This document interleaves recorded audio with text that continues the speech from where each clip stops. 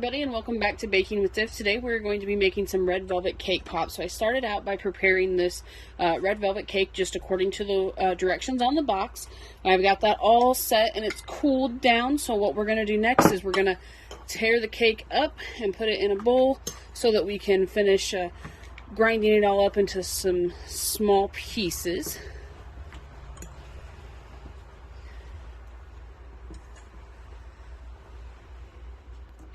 Okay, now that we've got all the cake in here, we're just going to take our fork and we're going to go through and we're going to smash through this. You want it to not have a lot of big chunks in it.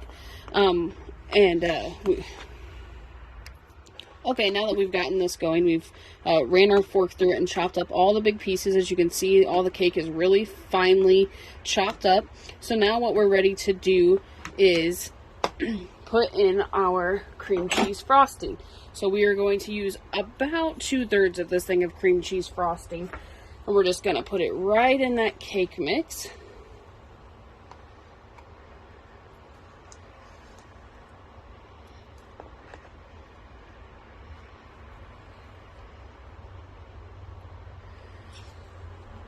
If you use the whole container of frosting, I found that it makes the cake pops just a little too soft.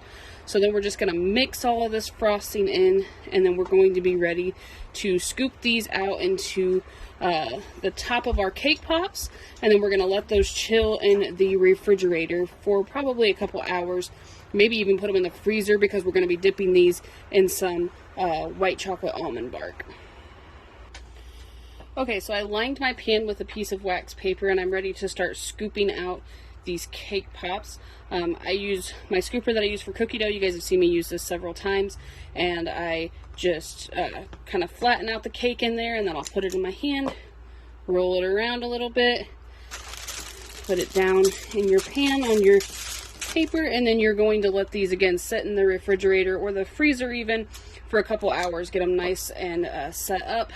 Then once we do that, we're going to dip our cake pop sticks in some chocolate and get those placed, let them cool, and then we're going to be ready to fully dip these and let that chocolate dry and enjoy these cake pops.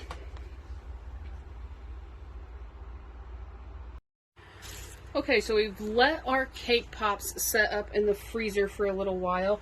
They're mostly frozen, so what we're going to do now is we're going to take our sticks for our cake pops, we're going to dip them in some white chocolate, and we're going to shove them into the top of our cake pops and let that cool. This will help your cake pops stay on the stick easier when you're eating them, and then also just for moving them around. Now I do have a shelf. It's a little stand that I can set the cake pops in so that they're not flat and so that the chocolate will drain down them. But I don't have that with me today. It is a handy tool. I'll put a link to them on Amazon in the description. But today we're just going to dip the cake pops and then we're going to just set them down on some wax paper. They'll be flat on the top, but that's okay. It's just for me and my family to enjoy. So we'll be doing that. So I'm going to go ahead and I'm going to let this cool on these cake pops. You can also do these without the sticks and make kind of like truffles with them. So if you're going to do it that way, what I would recommend is taking a fork, maybe two, just regular forks, and taking your ball of your cake here, putting it right down in that chocolate, and you're just going to roll it around, pick it up with the fork, let it drain a little bit, and then you're going to put that on your wax paper and let it set up. So that's another way that you can do these.